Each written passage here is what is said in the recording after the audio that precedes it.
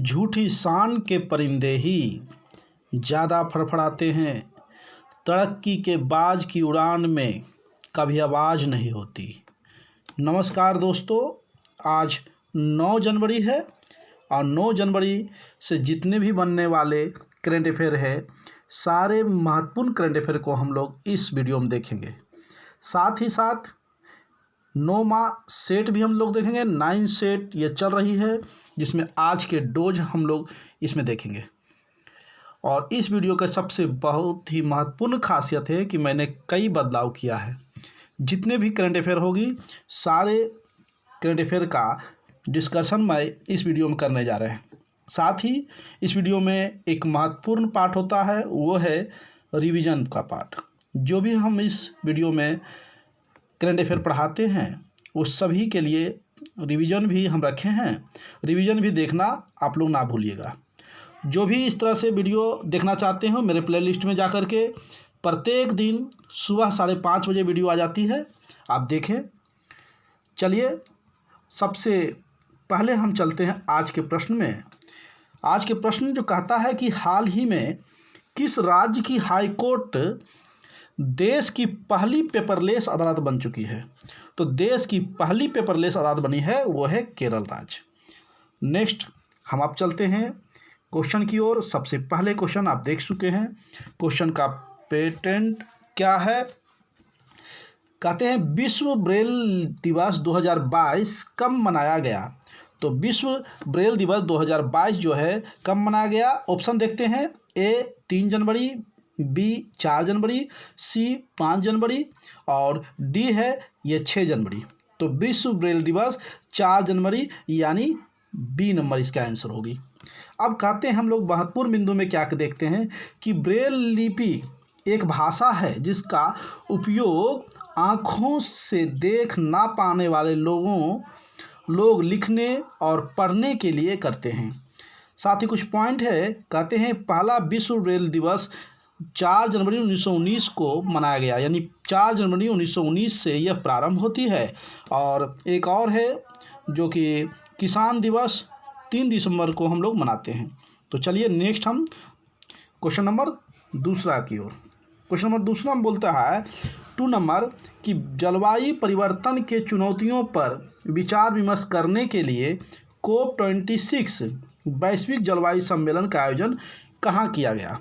तो COP26 के जो वैश्विक जलवायु सम्मेलन है वो किया गया। इसको ऑप्शन में देखते हैं। ए है शर्म अल शेख जो मिस्र देश में पड़ता है, बी पेरिस जो फ्रांस देश में पड़ता है, सी ग्लासगो जो यूके देश में पड़ता है और डी है वारसा जो पोलैंड देश में पड़ता है। तो इसका आंसर होगी ग्लासगो, यूके, यूनाइटेड किंगडम, जहां 26 COP सम्मेलन हुई थी।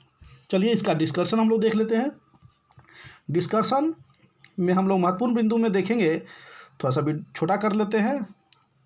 कहते हैं COP27 का आयोजन शर्म अल शेख मिस्र में किया जाएगा, जो 2022 में होगी। और COP28 का आयोजन UAE में किया जाएगा। कहते हैं भारत के प्रधानमंत्री के द्वारा COP26 में 5 महत्वपूर्ण घोषणा की, जिसे पंचामृत कहा गया। क्या कहा गया? पंचामृत कहा गया। तो कौन कौन सी घोषणा, इस पर आप ध्यान दीजिएगा। चलिए हम 5 घोषणा की ओर चलते हैं जिन्होंने प्रधानमंत्री जी के द्वारा ये की गई थी। पहला है 2030 तक भारत 50% ऊर्जा नवीकरणीय स्रोत से प्राप्त करेगा, यानी वैसे क्षेत्र से करेगा जहां की कार्बन ना के बराबर हो। दूसरा है 2030 तक भारत 500 गीगावाट नवीकरणीय ऊर्जा प्राप्त करेगा, यानी 2030 तक यह लक्ष्य है कि 500 गीगावाट नवीकरणीय ऊर्जा उत्पन्न करने में भारत सक्षम होगी। नेक्स्ट है 2030 तक कार्बन उत्सर्जन में 1 बिलियन तक कम करेगा भारत। 2030 तक अपनी अर्थव्यवस्था में 45% कार्बन डेंसिटी में जो है ना कम करेगा। सॉरी, यहाँ कब है, कम लिखाएगा, कम करेगा। साथ ही है एक लास्ट का पॉइंट है 2070 तक भारत नेट जीरो कार्बन उत्सर्जन करेगा, यानी जितना वो कार्बन उत्सर्जन करेगा उतना ही सोख लेगा। इतनी सफलता जो है 2070 तक हमारे भारत में मिलने वाली है। तो ये महत्वपूर्ण कुछ पॉइंट था। चलिए क्वेश्चन नंबर 3 की ओर चलते हैं। क्वेश्चन नंबर 3 कहते हैं कि विद्युत मंत्रालय द्वारा जारी राज्य ऊर्जा दक्षता सूचकांक में प्रथम स्थान कौन रहा। तो विद्युत दक्षता सूचकांक में प्रथम स्थान कौन रहा। ऑप्शन देखते हैं। ए महाराष्ट्र, बी कर्नाटक, सी राजस्थान और डी हरियाणा। तो विद्युत मंत्रालय द्वारा जारी ऊर्जा सक्षम में ये जो है कर्नाटक जो दक्षता सूचकांक में प्रथम स्थान है, यानी बी नंबर। चलिए महत्वपूर्ण बिंदु देखते हैं। राज्य ऊर्जा दक्षता सूचकांक ब्यूरो ऑफ एनर्जी ऑफ और airlines for the energy efficient economics द्वारा ये जारी की जाती है, यानी इसका पूर्ण रूपेण कहते हैं जारी किया जाता है, जिसमें कर्नाटक राज्य का 100 में से 70 अंक प्राप्त किया है। कर्नाटक राज्य 100 में से 70 अंक प्राप्त किए। ऊर्जा दक्षता सूचकांक में दूसरा स्थान राजस्थान के है और तीसरा स्थान हरियाणा राज्य का है। पहला कर्नाटक, दूसरा राजस्थान और तीसरा हरियाणा राज्य का है। चलिए क्वेश्चन नंबर 4 नंबर चलते हैं।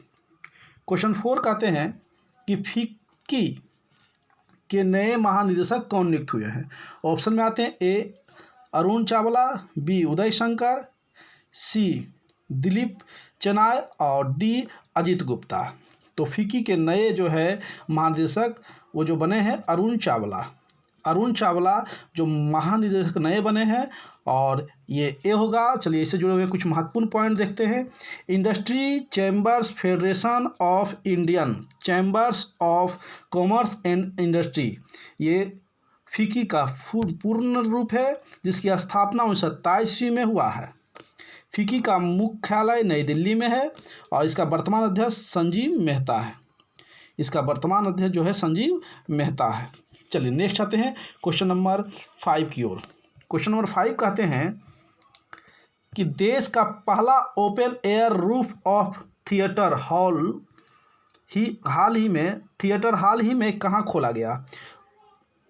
Open air roof of theatre जो खुले में जो है ना फिल्म देखने का एक अलग लुक होता है, वो कहाँ खोला गया है। तो ऑप्शन आते हैं। ए हैदराबाद, बी पुणे, सी वाराणसी और डी मुंबई।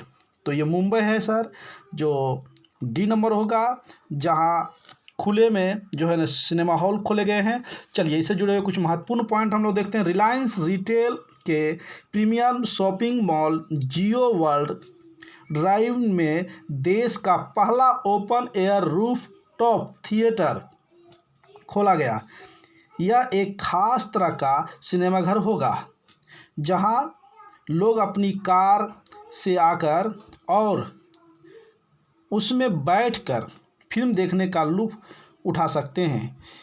कहते हैं पीवीआर द्वारा संचालित जियो ड्राइव इन थिएटर में एक बार में 290 कारें लगा सकती है। यानी इसमें ये खासियत है कि आप कार में बैठकर ही फिल्म का पूर्ण मज़ा, आप पूर्ण जो है लुक उठा सकते हैं। तो चलिए अगले क्वेश्चन आते हैं। Question number 6 number.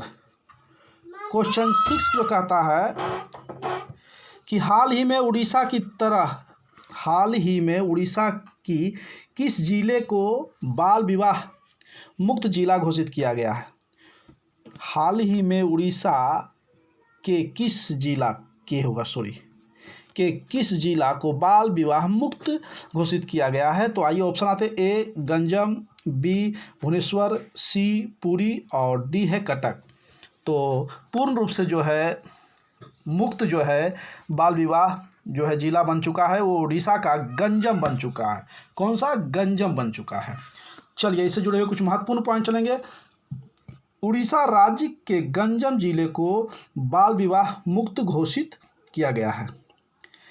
अब है बात कि यहाँ 18 वर्ष की लड़कियाँ और 21 वर्ष के लड़के का विवाह 100% जनवरी 2022 के सर्वे के एक आकलन से यह पता चलता है कि जो भी विवाह हो रही है वो मिनिमम लड़कियां की आयु 18 वर्ष और लड़के की आयु 21 वर्ष, इससे कम वाले का विवाह ना के बराबर मिला है, जिस कारण यह प्रथम स्थान बन चुका है इंडिया में। चलिए क्वेश्चन नंबर नेक्स्ट 7 की ओर चलते हैं। 7 कहते हैं कि हाल ही में बनारस के तर्ज पर बिहार के किस जिले में सीएनजी स्टेशन बनाने की घोषणा की है। काफ़ी महत्वपूर्ण क्वेश्चन है सर, आप इसको 2 बार जरूर आप पढ़ करके इसका आंसर याद रखिएगा। तो ऑप्शन आते हैं ए बक्सर, बी पटना, सी दरभंगा और डी है बेगूसराय। तो जो इसका आंसर होगी पटना यानी बी नंबर, जहां बनारस की तर्ज पर सीएनजी लगाने का जो है स्टेशन यहाँ हो लग चुकी है। हमारे मुख्यमंत्री जी के द्वारा यहाँ जो है संभव होने की पूर्ण रूप से 100% संभावना है। चलिए इससे जुड़े हुए कुछ पॉइंट हम लोग देखेंगे। पॉइंट कहते हैं कि यह पटना के दीघा बांस घाट के किनारे हो सकता है, यानी जो क्षेत्र होगा वो पटना या दीघा घाट के बांस घाट के क्षेत्र आ सकता है। यह सीएनजी स्टेशन पटना में नदी किनारे नाव से हो रहे वायु प्रदूषण को रोकने में काफ़ी जो है कारगर साबित हो सकता है। इसे सीएनजी नावों को ईंधन मिल सकती है, यानी सीएनजी के माध्यम से जो है नाव चलेगी और जिससे जो नाव गंगा में जो चलती है बहुत बृहद पैमाने पर, उससे होने वाले प्रदूषण पर कंट्रोल होगा, रोक लगेगा। जैसे वाराणसी में लगातार जो है नावों से जो प्रदूषित हो रही थी, इसके लगाने से काफ़ी महत्वपूर्ण वहाँ जो है असर देखने को मिला है, या पटना को भी देखने को मिलेगा। नेक्स्ट अगला पॉइंट है, गेट इंडिया की ओर से पिछले दिनों विश्व का पहला तैरता हुआ सीएनजी स्टेशन बनारस में गंगा नदी के किनारे खुला है। इसका उद्घाटन प्रधानमंत्री मोदी जी ने किया था। ठीक है, तो ये काफ़ी महत्वपूर्ण क्वेश्चन है और ये आप लोग के लिए जो है ना एग्ज़ाम के आ सकती है। और मैं आप लोग से यही आशा करता हूँ कि अगर वीडियो आप लोग को अच्छा लगता है तो आप जो है लाइक करें, अगर हमारी मेहनत आपको ठीक लग रही है तो आप शेयर भी करें। ठीक है ना। चलिए अगले 8 नंबर क्वेश्चन पर चलते हैं। 8वां नंबर क्वेश्चन कहते हैं कि हाल ही में किस देश ने 1990 के बाद पहली बार मध्य अमेरिकी देश निकारागुआ में अपना दूतावास खोला है। ये पहली बार ऐसा हुआ है कि अमेरिका देश निकारागुआ में अपना दूतावास खोला है। तो वो 1990 के बाद, ये पॉइंट याद रखिए, 1990 के बाद पहली बार ऐसा हुआ। तो जो ऑप्शन में आते हैं, ए है अमेरिका, बी रूस, सी चीन और डी है इटली। तो इसका जो आंसर होगी वो होगा चीन यानी सी नंबर, चीन यानी सी नंबर इसका आंसर होगी। ठीक, आइए इंपॉर्टेंट महत्वपूर्ण पॉइंट देखते हैं। इसके तहत निकारागुआ ने 9 दिसंबर 1921 को ताइवान के साथ अपने संबंध को तोड़ लिया है और ताइवान के दूतावास एवं राजनीतिक कार्यालय को यह कहते हुए कब्जे में ले लिया कि ये चीन से संबंधित है। निकारागुआ की राजधानी मैकागुआ है और यहाँ के वर्तमान राष्ट्रपति डेनियल ओर्टेगा है। डेनियल ओर्टेगा यहाँ के वर्तमान राष्ट्रपति। ठीक है ना। निकारागुआ एक छोटा सा देश है जो हाल ही में ताइवान उससे अलग हो चुके हैं। चलिए अगले क्वेश्चन चलते हैं, नेक्स्ट 9 नंबर क्वेश्चन की ओर। 9 नंबर क्वेश्चन कहते हैं कि हाल ही में प्रधानमंत्री नरेंद्र मोदी द्वारा किस शहर में खेल विश्वविद्यालय का शिलान्यास किया गया। हाल ही में प्रधानमंत्री जी ने किस शहर में जो है ना खेल विश्वविद्यालय का शिलान्यास किए हैं। तो ऑप्शन में आते हैं, ए भुवनेश्वर, बी गांधीनगर, सी लुधियाना और डी मेरठ। तो जो इसका आंसर होगी 9 नंबर वो मेरठ यानी डी नंबर है, जो हाल ही में खेल विश्वविद्यालय की जो शिलान्यास की गई है। चलिए इससे जुड़े हुए कुछ महत्वपूर्ण पॉइंट देख लेते हैं। कहते हैं हाल ही में मेरठ के सालावा गांव में बनने वाले उत्तर प्रदेश के पहले खेल विश्वविद्यालय मेजर ध्यानचंद खेल विश्वविद्यालय का शिलान्यास प्रधानमंत्री मोदी द्वारा किया गया। तो मेजर जो है ध्यानचंद खेल विश्वविद्यालय, जहां राजीव गांधी खेल रत्न जो है दी जाती थी, उसके जगह मेजर अब ध्यानचंद खेल जो है दी जाती है और इन्हीं के नाम पर ये विश्वविद्यालय खोले जा रहे हैं जो प्रधानमंत्री जी उद्घाटन कर रहे हैं। 700 करोड़ की लागत से 36.98 हेक्टेयर भूमि में बनने वाले खेल विश्वविद्यालय को हॉकी के जादूगर मेजर ध्यानचंद को समर्पित किया गया है। राजीव गांधी खेल रत्न पुरस्कार का नाम बदलकर मेजर ध्यानचंद पुरस्कार कर दिया गया है। ठीक है, अगला मैं लास्ट क्वेश्चन ये पॉइंट जो है लिख लिया हूँ कि आप इसमें VVI लगा दीजिएगा, क्योंकि ये एग्ज़ाम के लिए हाल ही का क्वेश्चन है करंट का, ये भी महत्वपूर्ण आपके लिए होगी। चलिए लास्ट पॉइंट यानी 10 नंबर क्वेश्चन। इसके बाद रिवीजन पार्ट है, हम लोग रिवीजन पार्ट भी देखेंगे। कहते हैं आवास एवं मंत्रालय द्वारा जारी छठा स्वच्छ सर्वेक्षण रिपोर्ट के अनुसार कौन सबसे स्वच्छ छावनी बन गई है?